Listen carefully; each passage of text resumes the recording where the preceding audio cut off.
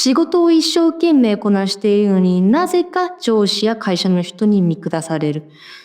彼氏や彼女と別れたいのに別れられない。仕事や私生活においてノーと言いたいのにイエスと言ってしまう。物事がうまくいかなくなるとイライラするけど何も言わない。そしてこれらのすべてに関して自分が嫌いになってしまう。少しでも共感できますでしょうか？そうであれば、これはあなたのための動画です。こんにちは、ロサンゼルス在住のイッシーです。今日はより良い生きやすい生活のために自分と他者との境界線の作り方について話していきたいと思います。そして結果的に他者からも尊敬されるようになります。ノーと言いたいのにイエスと言ってしまう。それはなぜ？相手がどう思うのか気になってしまう。もしかしたらリスクが高いと感じているのかもしれない。それは長年抱えてきた習慣なのかもしれない。けどここが問題で、これを続ければ続けるほど自分を失ってしまいます。そして自分を失えば失うほど軽く見られます。なぜなら自分に対してのリスペクトがないと、周りはそれに気づいて、かえって自分のことをリスペクトしなくなる。そして自分を失っていたら、どうやって自分のことを大事にするかなんてわからないと思います。これが自分と他者の境界線がはっきりしていない証拠です。何かに対してノーが言えないと、自分に対して嘘をつくことになり、最終的に自分を失ってしまう。本当は嫌なのに、誰かや何かに対してイエスということは、自分に対してノーと言っていることと一緒です。もちろん特に昔は私もこういった人間で、本当は遊びたくないのに、誘いに断りきれずイエスと言ってしまう。これに限らずこういったことに対してついついもうほぼ反射的にイエスと言ってしまう。これめちゃくちゃ辛かった。そして何より自分が嫌いだった。自分のために行動できない自分、自分のために決断できない自分、ここに行きたいとかこれをしたいとか、これをしてくれるとか、本当は嫌だけど、もう相手に嫌われるのが嫌で、相手も傷つけたくないあまりイエスと言ってしまう。自分らしさ本当に失いつつあった。本当はしたくないことに対してイエスって言うと、自分の価値観がめちゃめちゃになって、自分って誰みたいな状況になってました。けどなんかもう本当に辛くて、精神的に、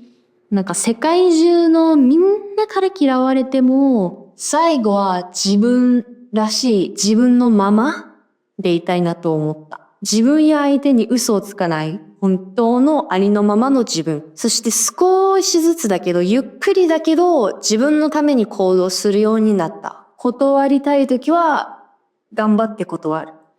前はいろんなめちゃめちゃ長い言い訳とかつけてたんだけど、今はそれもしないようにしてて、何かを断るとき、本当は理由なんていらないはず。別に誰かに説明する義務もないし、自分の決断は自分のもの、そして自分がいろいろ考えてした決断、その決断をした後、本来はいい気分になるはず。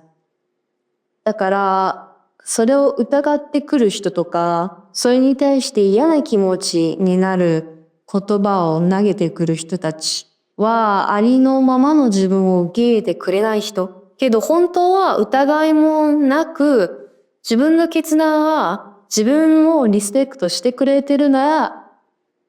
リスペクトされるべき、受け入れられるべき。そして自他境界がちょっとずつ上手くなって気づいたのは、マジで誰も気にしてない。なんなら人によっては、私のせいにするっていうよりかは、自分を責めるみたいな。それはそれで良くないけど、何が言いたいかというと、みんな本当に自分のことで精一杯。私の経験だと、別に友達の何かに対してノーって言っても、嫌われはしないし、別に嫌われてもいいし。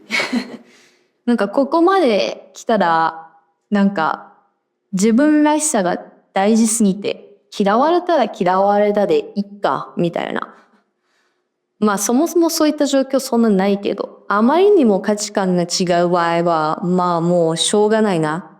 これはうまくいかないなってなって、まあいっかってなる。だから自分の気持ちを尊重すること、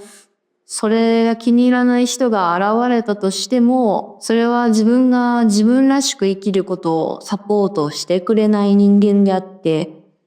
別に私の人生にはいらないかなってなる。ただここで一つ言いたいのは、嫌な奴にはならないでね。自分の気持ちを尊重するっていうのは、もう言いたい放題やりたい放題振り回したい放題ではなくて、もし常に他の人のことを考えて気にしすぎて、自分の気持ちをないがしろにしてしまう傾向がある人、そういう人はもう少し自分のことを考えてもいいんじゃないかなと思う。そしたらマジで幸せになれると思う。このチャンネルの目的は、みんなの人生を少しだけでも、ちょっとしたことで良くしていきたいから、その過程でノーって言えることはすごく大きいと思う。ノーって言えるようになることは、幸せになるための勇気みたいなのだと思う。とりあえず、小さな一歩から始めるのが一番いいと思う。例えば飲み会に誘われたけど行きたくないとか、よくある例え。もし断って理由をせがまれたり、理由を足したいなら、忙しいとか予定があるとか疲れたとか何でもいいんだけど、とりあえず断ってみよう。嫌な言い方はダメだけど、そこそこしっかり。なぜなら本当にしつこい人たまにいるから、自分がしたくないことをどんどんせがんでくる人から飲み会もノー、ナンパもノー。けどこういう人たちこそにノーって言えるようになったら、もう無敵だと思う。こいつはいくら揺らしても動じないなって思ってくれて、決断を受け入れてくれたら、もう勝ち。みんなは自分の意志があって、それはすごく強くて美しいもん。自分に愛をあげて、どんどん愛されていきましょう。みんなでちょっとずつ幸せになっていこう。ご視聴ありがとうございました。And good luck.